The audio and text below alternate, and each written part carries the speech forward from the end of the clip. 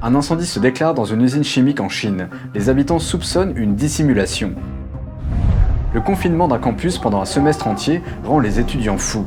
Beaucoup crient dans le noir, menaçant de se suicider s'ils ne sont pas autorisés à sortir. Un cas confirmé de virus du Parti communiste chinois a plongé une grande ville en état de guerre. Les autorités locales refusent de donner plus d'informations, disant que l'épidémie n'est pas un problème dont les citoyens devraient s'inquiéter. Et cela ne se limite maintenant plus au téléphone portable. Huawei Marine s'empare en silence de votre accès Internet sur une grande échelle.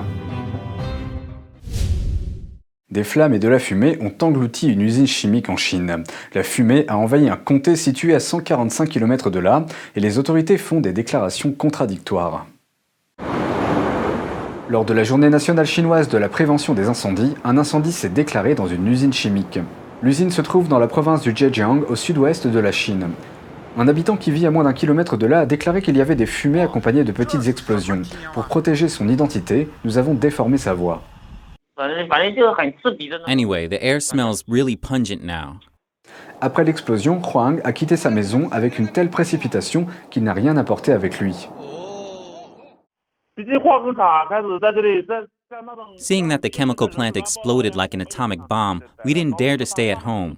We didn't even finish our meal and just left in our car. Huang a dit qu'aucun fonctionnaire du gouvernement ne s'était présenté pour aider. Il n'a entendu aucun communiqué de la part des autorités après l'incident. Il explique qu'il craint de rentrer chez lui pour des raisons de sécurité. Right now, no one's taking care of us. We're just going with the flow, not sure what the current situation is. Et dans le même temps, les autorités font des affirmations contradictoires quant à la toxicité de la fumée. Les autorités locales affirment qu'aucun gaz toxique n'a été trouvé jusqu'à présent. Mais dans un post sur les réseaux sociaux, le département provincial des pompiers a dit le contraire. Il a expliqué que le produit chimique qui brûlait s'appelait chlorosilane et qu'il libérait un dérivé toxique lorsqu'il était en contact avec le feu. 3 heures après l'explosion, le ciel s'est assombri au-dessus d'un comté situé à environ 28 km, suivi par une odeur âcre. Les résidents locaux pensent que c'est la fumée de l'incendie qui avait obscurci le ciel. L'odeur a disparu au bout d'1 heure environ. Les autorités affirment qu'il n'y a pas eu de blessés et que l'incendie est désormais maîtrisé. La même usine chimique avait déjà connu une explosion en 2013. Le président d'une grande banque chinoise a été condamné à mort vendredi 6 pour détournement de fonds. Il s'agit d'un montant total d'environ 1,5 milliard de dollars, ce qui représente environ 60 000 dollars par jour. Tsai Guohua, l'ancien président de la banque chinoise Hengfeng, a été officiellement inculpé par le tribunal populaire intermédiaire de la ville de Dongying, dans l'est de la Chine. Il est condamné à mort avec un sursis de 2 ans. Cependant, il est habituel en Chine que le sursis à la peine de mort se transforme en prison à perpétuité après la période de sursis. Il est reconnu coupable d'abus de pouvoir, de détournement de fonds publics, d'avoir reçu des pots de vin. Il est également accusé de donner illégalement des récompenses aux employés. En conséquence, la banque a subi une perte d'environ 1 350 000 dollars. Selon le magazine britannique The Banker, la banque Hong Fung est classée parmi les 200 premières banques mondiales en 2017. Maintenant, sur le site, le CV public montre qu'il n'avait aucune expérience préalable pertinente pour les banques lorsqu'il a été engagé comme président. Sa principale expérience a été en politique. Il a servi de nombreuses années dans le système de la Ligue de la jeunesse communiste chinoise et comme secrétaire adjoint d'un comté chinois. Pendant sa présidence, il a également été secrétaire du Parti communiste chinois. Une université de la région du Xinjiang est confinée depuis le mois d'avril. Cela est dû à la pandémie, même si les autorités ont déclaré que tout était totalement sous contrôle. Les étudiants ne le supportent plus. Depuis plus de 6 mois, ils ne sont pas autorisés à sortir du campus, même pas pour assister aux funérailles de leurs proches. Les étudiants de l'Institut d'éducation de Xinjiang affirment qu'ils sont enfermés à l'école depuis avril en raison de l'épidémie de virus du Parti communiste chinois. Pourtant, selon les rapports quotidiens, les autorités déclarent depuis quelques mois qu'il n'y a eu aucun cas confirmé à ce jour ou seulement une poignée en provenance de l'extérieur du campus. De nombreux étudiants du collège sont au bord de l'effondrement. En regardant une vidéo tournée la nuit dans le bâtiment des dortoirs, on peut entendre les étudiants pleurer pour obtenir des vacances. Beaucoup disent qu'ils vont se suicider si cela continue. Nous avons interviewé une étudiante. Pour protéger son identité, nous lui avons donné un pseudonyme, Jiang Yan. Elle nous a confirmé que son école est fermée depuis le mois d'avril. Même pendant les vacances d'été, les étudiants n'étaient pas autorisés à quitter le campus. Les chances de quitter le campus sont aujourd'hui encore plus minces compte tenu de la croissance rapide des cas dans le Xinjiang depuis fin octobre. Depuis lors et jusqu'à la fin de la semaine dernière, les mises à jour officielles locales ont révélé près de 1000 cas positifs, dont plus de 800 à Urumqi. C'est la ville où se trouve son université. Elle a déclaré que son université n'a jamais publié d'avis officiel sur le confinement. Seul le professeur de sa classe a transmis un avis verbal, leur disant qu'ils ne peuvent ni rentrer chez eux ni passer des vacances en dehors du campus. 然后有个同学，他家里就是姥姥去世了，然后向辅导员请假，然后辅导员就说，家里人死都死了，还不如安安心心的在这儿待着。 Les étudiants se plaignent sur les réseaux sociaux chinois Weibo ou WeChat. Une fois surpris, les professeurs les réprimandent. 他们就只会骂我们，就是思想上面有问题，然后也不敢发微博什么的。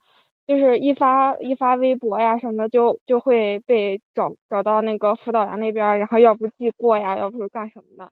Zhang Yan nous a dit que les dortoirs des étudiants masculins étaient pleins à craquer. Il crie que si le confinement continue, ils sauteront du bâtiment. 其实一直我们都挺想闹的，但是就是害怕这些事情，然后要不是因为就感觉寒假也快回不去了。 Zhang Yan nous a dit que les étudiants de première année s'étaient retrouvés enfermés dans leur dortoir le premier jour de leur arrivée à l'école. Il y a 8 personnes dans une seule pièce et ils ne peuvent pas prendre de douche pendant 15 jours. Zhang a dit qu'ils sont enfermés en raison de la quarantaine. De la nourriture gratuite a été livrée aux nouveaux élèves, mais le prix pour les autres élèves a augmenté de façon spectaculaire. 然后我们那个饭菜的价格就提高了以前的几倍，反正就是挺让人承担不起的。 很多学生反正现在也是吃不上饭的情况。 Elle dit qu'ils n'ont nulle part où se faire entendre. Les messages de Weibo sont supprimés, personne ne répond aux appels téléphoniques, aucun appel émis par les gouvernements. Tous leurs efforts sont réduits au silence. Zhang Yan a déclaré que ce n'était pas un fonctionnement normal pour une quarantaine et qu'il pensait qu'ils allaient les rendre fous.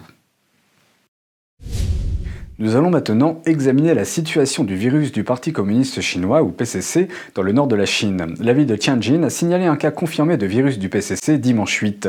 Cette ville est située à environ 145 km à l'est de la capitale chinoise, Beijing. Le patient confirmé est un employé d'une entreprise de surgelés. Selon les rapports officiels, le patient a chargé du porc congelé importé la semaine dernière et a été infecté par le virus du PCC. 8 travailleurs de son dortoir dans le même bâtiment que lui ont été en contact étroit avec le patient. La nourriture que le patient a chargée a été transportée par avion dans 3 autres régions chinoises. Les autorités n'ont pas précisé au public de quelle région il s'agit.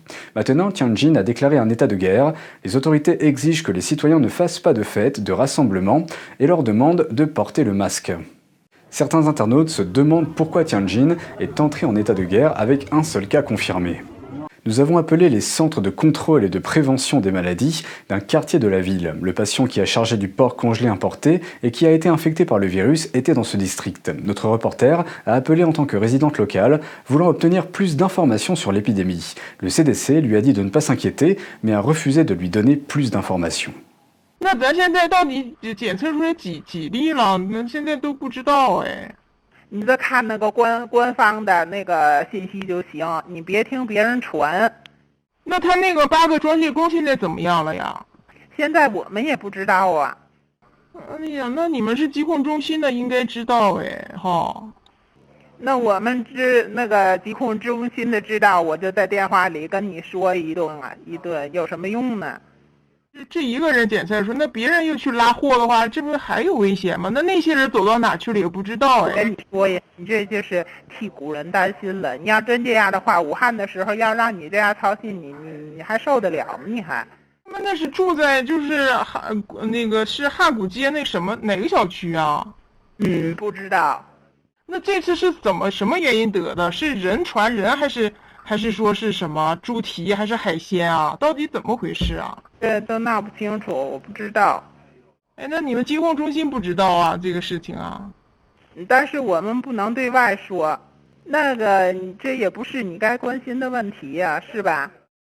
En dehors de l'état de guerre de Tianjin, des dépistages d'urgence ont été effectués dans 3 provinces voisines, le Shandong, le Shanxi et le Hebei.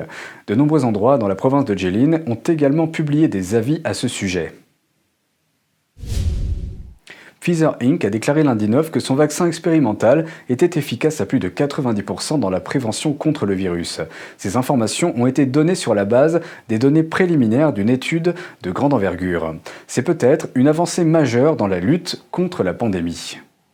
Le géant pharmaceutique Pfizer affirme que son vaccin expérimental contre le coronavirus est efficace à plus de 90%. Cette affirmation est basée sur les données préliminaires d'une étude de grande envergure. Pfizer et son partenaire allemand BioNTech sont les premiers fabricants de médicaments à présenter des données positives issues d'un essai clinique à grande échelle d'un vaccin contre les coronavirus. Ces entreprises affirment n'avoir trouvé jusqu'à présent aucun problème sérieux de sécurité et prévoient de demander une autorisation pour une exploitation d'urgence aux États-Unis avant la fin de ce mois. S'il est autorisé, le nombre de doses de vaccins sera dans un premier temps limité. De nombreuses questions subsistent également, notamment sur la durée de protection procurée par le vaccin. Pfizer et BioNTech ont conclu un contrat de 1,95 milliard de dollars avec le gouvernement américain pour la livraison de 100 millions de doses de vaccins à partir de cette année. Ils ont également conclu des accords d'approvisionnement avec l'Union européenne, le Royaume-Uni, le Canada et le Japon. La société américaine de vidéosurveillance IPVM a révélé des produits inhabituels fabriqués par l'un des plus grands développeurs d'intelligence artificielle de Chine, China Dahua Technology. Il s'agit notamment d'un logiciel de reconnaissance faciale conçu spécifiquement pour détecter les caractéristiques biologiques des Ouïghours, un groupe ethnique minoritaire de la région chinoise du Xinjiang. La technologie a été trouvée dans le code produit de Dahua Technology. Le code se lit comme suit. Catégorie ethnique, Ouïghour, Xinjiang. Dahua n'a pas répondu à l'enquête de l'IPVM sur cette découverte. Environ 30 minutes après que l'IPVM a fait son enquête, les informations sur le site web de Dahua ont été retirées. Les données de 2019 montrent que Dahua Technology possède la deuxième plus grande part de marché mondial dans le secteur de la vidéosurveillance. Son vaste réseau de surveillance ne laisse aucune place aux Ouïghours du Xinjiang pour se cacher en Chine. L'équipement est connu pour aider les autorités à les trouver et à les envoyer dans des camps de travail. Dahua qualifie sa technologie de reconnaissance faciale spécifique aux Ouïghours de puissante, entre guillemets. La société affirme que son projet de vidéosurveillance a rapporté près d'1 milliard de dollars rien qu'avec les services de police du Xinjiang. L'entreprise technologique figurait également sur la liste des entités du gouvernement américain depuis octobre dernier. Malgré cela, l'entreprise a donné une nouvelle image à ses lignes de produits en Amérique du Nord sous les noms de WizSense et WizMind. Ceci après avoir conclu un accord de 10 millions de dollars avec Amazon cette année. Les câbles sous-marins relient les gens du monde entier et permettent de se connecter à Internet. L'entreprise de télécommunications chinoise Huawei Marine a construit ou modernisé environ 25% de tous les câbles de ce type dans le monde. Cela a attiré l'attention des États-Unis. Les câbles sous-marins posés sur les fonds marins permettent à Internet de continuer à fonctionner. Ils sont considérés comme l'un des éléments d'infrastructure les plus importants de l'ère numérique. Et la pose de ces câbles est considérée comme l'un des projets les plus difficiles dans le domaine des infrastructures de réseau. Les dernières statistiques de Télégéographie, basées à Washington, montrent qu'il existe actuellement plus de 400 câbles sous-marins dans le monde. La société de recherche est reconnue comme la source principale d'informations, de chiffres et d'analyses dans le domaine des télécommunications. Son directeur de recherche, Alan Maldin, a déclaré à Voice of America que la société chinoise Huawei Marine est devenue l'un des 4 plus grands entrepreneurs de câbles sous-marins au monde et a construit la plupart des câbles sous-marins sur la planète. Selon le site officiel de Huawei Marine, l'entreprise a jusqu'à présent construit ou mis à niveau 105 câbles sous-marins dans le monde, soit plus d'un quart du nombre total de câbles sur la carte du globe. L'Académie chinoise des technologies de l'information et des communications a publié un rapport en mai dernier. Il indique que Huawei Marine a désormais augmenté sa part de marché mondial à environ 20%. Ce chiffre est basé sur les estimations des projets de câbles sous-marins en cours et prévus de 2018 à 2020. Au cours des derniers mois, certains signes montrent que les États-Unis ont commencé à répondre aux préoccupations de sécurité concernant les câbles. En juin dernier, le ministère américain de la Justice a rejeté le projet de réseau de câbles légers du Pacifique qui relie Hong Kong et les États-Unis pour des raisons de sécurité nationale. Le département américain de la sécurité intérieure a déclaré dans un communiqué de presse, entre autres, que, je cite, « l'acheminement de câbles sous-marins à travers Hong Kong fournirait à la République populaire de Chine une occasion stratégique de collecter les informations privées de nos citoyens et des données commerciales sensibles ». Plus tôt cette année, le département d'État américain a présenté l'initiative Clean Network pour protéger l'infrastructure du réseau. Elle comprenait des câbles sous-marins dans les 5 principales zones propres. À ce jour, plus de 40 pays ont répondu à cette initiative. En outre, un membre de la Commission fédérale américaine des communications, ou FCC, Geoffrey Starks, a récemment demandé un examen plus rigoureux des câbles sous-marins. M. Starks a déjà travaillé au ministère américain de la Justice et il a déclaré que la FCC, selon ses propres termes, doit s'assurer que les pays adversaires et autres acteurs hostiles ne puissent pas altérer, bloquer ou intercepter les communications qu'ils acheminent. Dimanche 8, le dirigeant du plus grand groupe de partis au Parlement européen, Manfred Weber, a condamné le Parti communiste chinois ou PCC. Le président du Parti populaire européen a déclaré au journal italien Repubblica que le PCC est désormais l'ennemi politique commun des États-Unis et de l'Europe.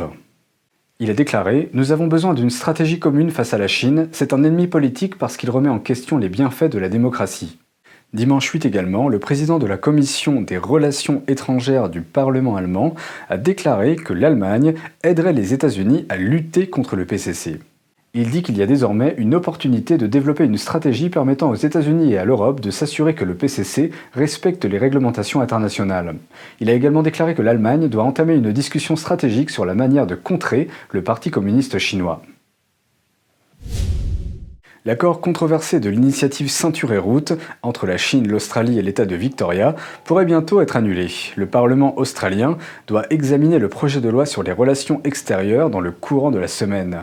L'un des premiers accords majeurs à être supprimé dans le cadre de ce projet de loi serait l'accord controversé du projet de l'initiative Ceinture et Route entre l'État de Victoria, l'Australie et Pékin. De nouveaux détails sont apparus autour de cet accord controversé.